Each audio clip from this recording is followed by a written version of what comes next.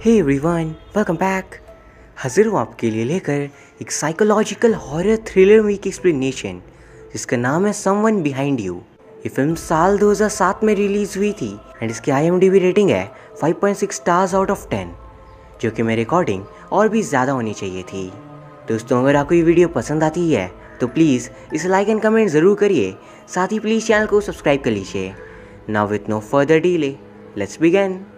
Film के शुरुआत में हम एक ओलिविया नाम की लड़की को देख पाते हैं एंड वो एक स्कूल स्टूडेंट थी और साथ ही वो बहुत ही अच्छी स्वॉर्ड फाइटर भी होती है।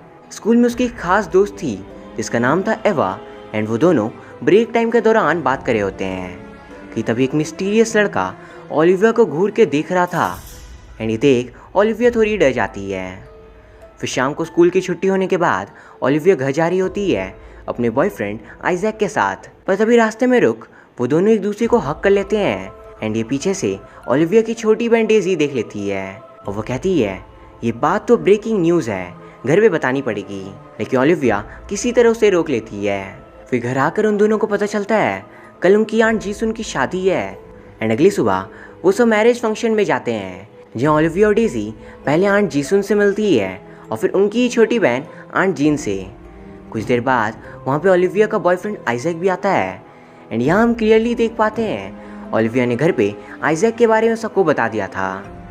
पर तभी बातों ही बातों में अचानक ऊपर से एक लाश नीचे गिरती है एंड ये डेड बॉडी और किसी की नहीं बल्कि आंट जीसुन की थी जिनकी आज शादी होती है। ये देख सभी उन्हें जल्दी से हॉस्पिटल लेकर जाते हैं एंड ओलिविया का बॉयफ्रेंड आइजैक जो एक डॉक्टर था वो आंट जीसुन का इलाज करता है और सबको बताता है वो अभी खतरे से बाहर है, उन्हें होश आने में थोड़ा समय लगेगा।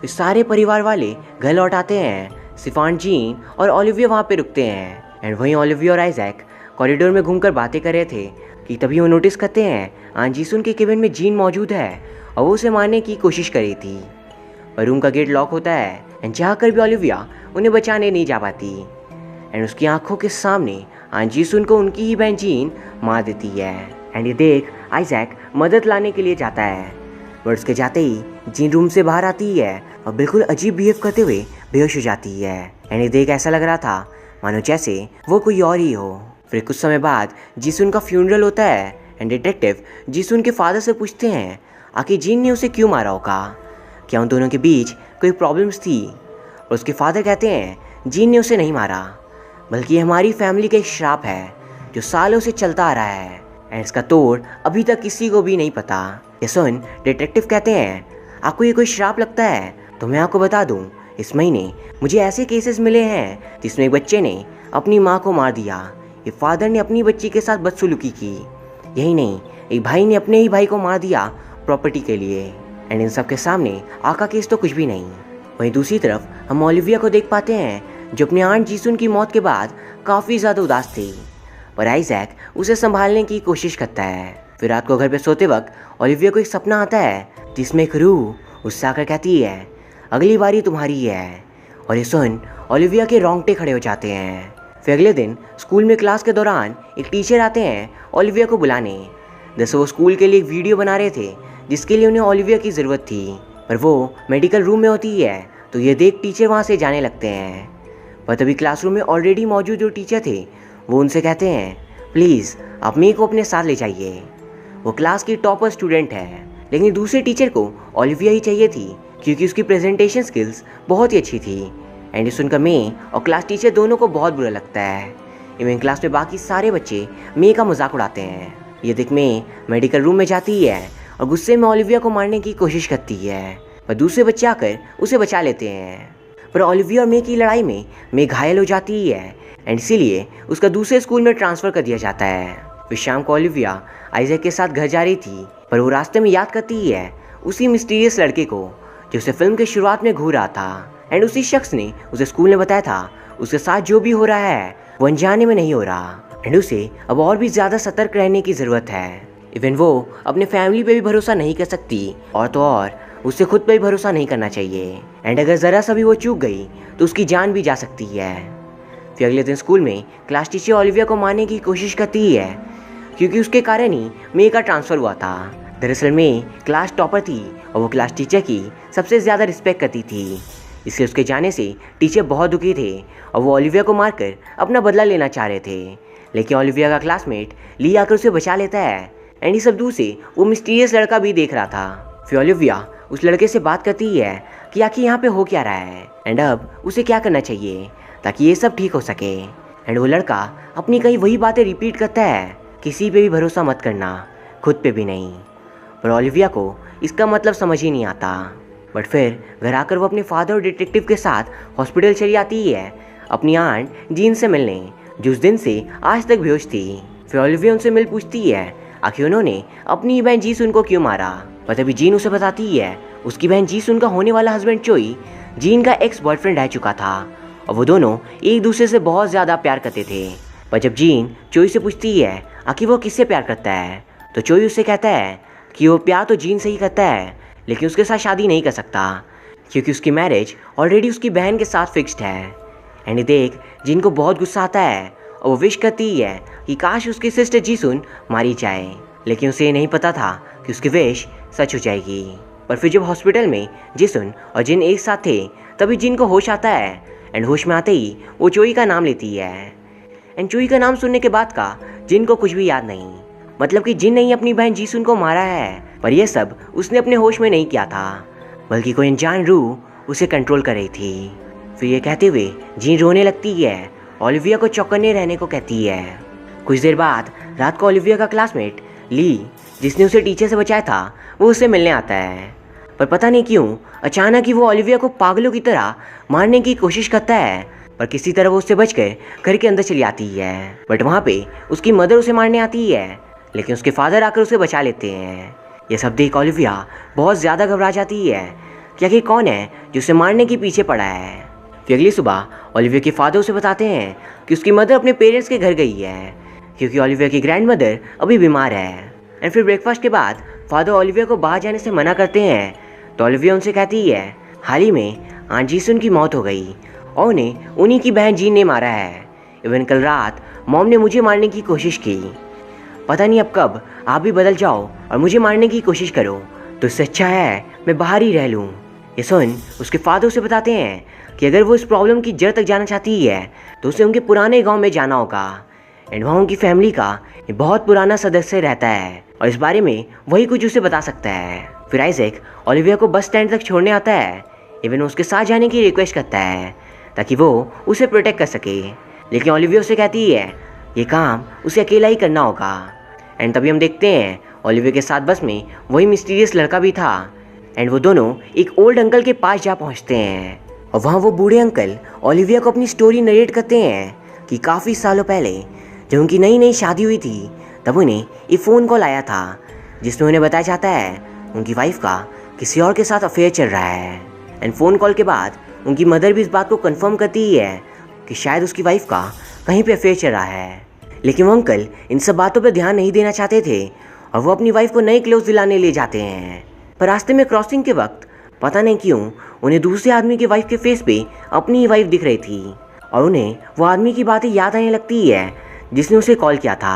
और अचानक ही वो अपनी वाइफ को बस के सामने धक्का दे देते हैं जिसमें उनकी वाइफ की मौत हो जाती है। एंड इस बात के लिए उन्हें काफ़ी सालों के लिए जेल भी जाना पड़ता है। बट फिर जेल से बाहर आने के बाद वो उस अनजान कॉलर को ढूंढने लगते हैं, लेकिन वो उन्हें कहीं भी नहीं मिलता। पर फिर अचानक एक दिन वो कॉलर दोबारा खुद ही उन्हें कॉल करता है तो अंकल उस कॉलर को अक्यूज़ करते हैं कि उसके कारण ही उनकी वाइफ की डेथ हो गई। पर वो कॉलर उल्टा उन पर ही इल्ज़ाम लगाता है इन सब में सारी गलती तुम्हारी थी, तुम्हें अपनी वाइफ से ज़्यादा मेरी बातों पे विश्वास था। फिर हम देखते हैं प्रेजेंट में वही बूढ़े शख्स को और वो कह रहे होते हैं मैं ये नहीं कह सकता मेरी वाइफ की मौत पर कॉलर की गलती थी या नहीं, क्योंकि मारा तो मैंने उसे था। इवन मुझे ये भी कंफर्म नहीं है कि मेरी वाइफ का अफेयर चल रहा भी है या नहीं। एंड इस बूढ़े इंसान की कहानी से ओलिविया समझ आती है कि उसे खुद पर काबू रखना होगा और उसे दुनिया की बातों पर ध्यान देने की कोई भी ज़रूरत नहीं है। फिर अगली सुबह वो घर के लिए निकल पड़ती है एंड वहीं दूसरी तरफ हम देखते हैं गांव में उन अंकल ने सुसाइड कर लिया है क्योंकि काफ़ी सालों तक वो उस गिल्ड के तले दबे हुए थे एंड आज तक उन्होंने उस कॉलर को नहीं ढूंढ पाया और इसी वजह से वो आत्महत्या कर लेते हैं। फिर घर आकर ओलिविया अपनी मदर को दे उन्हें हक कर लेती है और अब वो थोड़ा अच्छा फील कर पाती है। फिर सुबह को ओलिविया अपने फादर से पूछती है कि आपने कभी ऐसा विश किया था कि मैं आप लोगों की ज़िंदगी से दूर हो जाऊँ। ये सुन उसके फादर पूछते हैं, आखिर तुम ऐसा सवाल क्यों पूछ रही हो? तो ओलिविया बताती है, अभी तक की इन्वेस्टिगेशन से पता चला है आंट जी सुन इसलिए मरी थी क्योंकि आंट जी ने ऐसा विश किया था, और उस बूढ़े शख्स की वाइफ भी इसीलिए मरी थी क्योंकि ऐसा होना वो चाहता था। तो ज़रूर कोई तो है जो चाहता है मैं मारी जाऊँ। फिर वो स्कूल जाती है एंड वहाँ पे वो अपनी बेस्ट फ्रेंड एवा से मिलती है, और आज काफ़ी दिनों बाद वो बहुत ही खुश थी। पर तभी अचानक ओलिविया को विजन दिखता है कि एवा उसे मारने की कोशिश कर रही है, एंड ये देख ओलिविया जल्दी से वहाँ से भागकर चली जाती है। इवन एवा उसे रोकने की कोशिश भी करती है कि आखिर उसे क्या हो गया, लेकिन ओलिविया उसकी बात नहीं सुनती।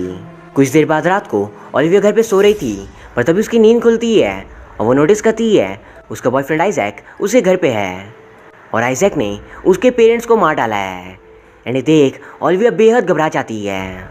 एंड तभी वहाँ पे आइजैक एक राज खोलता है कि बचपन में ओलिविया का घर का जो नौकर था उसी का बेटा आइजैक है, एंड ओलिविया के फादर के कारण ही आइजैक के फादर ने खुद का घर जला दिया था, जिसमें आइजैक के पेरेंट्स मारे जाते हैं और सिर्फ वो ही जिंदा बचता है। एंड उस दिन के बाद से उसका एक ही गोल था, ओलिविया उसकी फैमिली को डिस्ट्रॉय करना, और सिर्फ इसीलिए ही वो ओलिविया के इतने करीब आया था।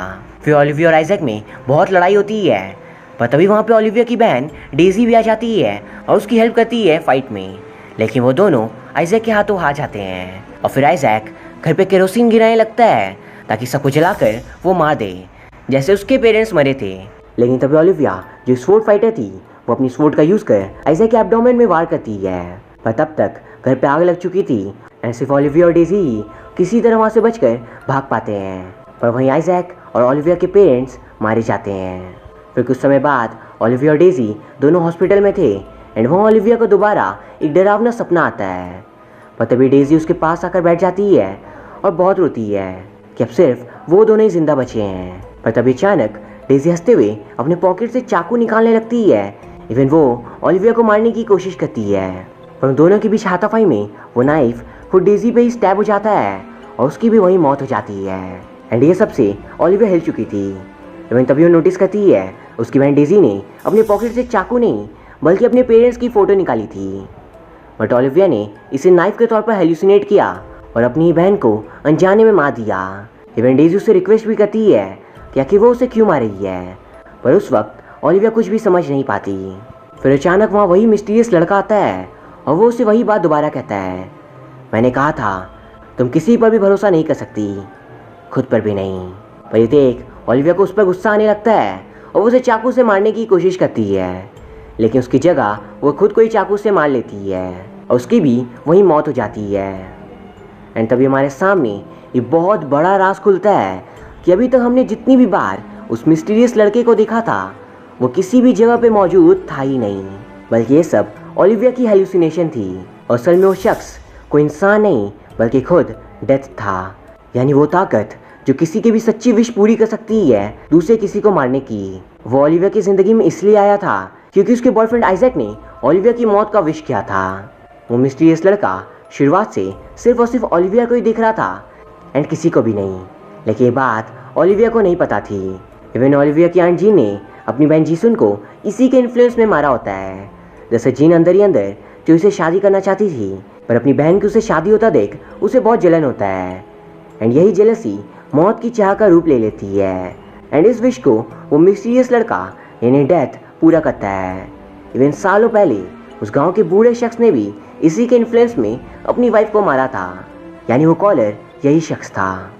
जैसे डेथ हर उस इंसान की विश पूरी करता है जो दूसरे किसी को मारना चाहता है। इवन वो लोगों के एक दूसरे के प्रति बिलीफ को भी चेक करता है, पर कभी किसी को खुद से नहीं मारता। बट वहीं ओलिविया ने आइजैक को खुद को मारने नहीं दिया था, तो डेथ को ना चाहते हुए भी खुद सामने आकर उसे मारना पड़ता है। फिर लास्ट सीन में हम डेथ को दोबारा देख पाते हैं और वो अब एक नई रूप के साथ एक नए बच्चे से मिलता है जिससे उसके टीचर बुली करते थे, और वो उससे आकर कहता है क्या तुम अपने टीचर को मारना चाहते हो। और तभी ये फिल्म खत्म हो जाती है। एंड ये सीन शो करता है डेथ ने ऐसे ही कई बार कई लोगों को दूसरों को मारने पे मजबूर किया था अपने इन्फ्लुएंस में, और वो आगे भी ऐसा करता रहेगा। ये फिल्म की कहानी काफ़ी ज़्यादा इंटरेस्टिंग थी एंड मुझे उम्मीद है आपको ये पसंद आई होगी। और हाँ तो प्लीज़ इसे लाइक एंड कमेंट ज़रूर करिए, साथ ही प्लीज़ चैनल को सब्सक्राइब कर लीजिए। Thank you very much for watching. See you soon.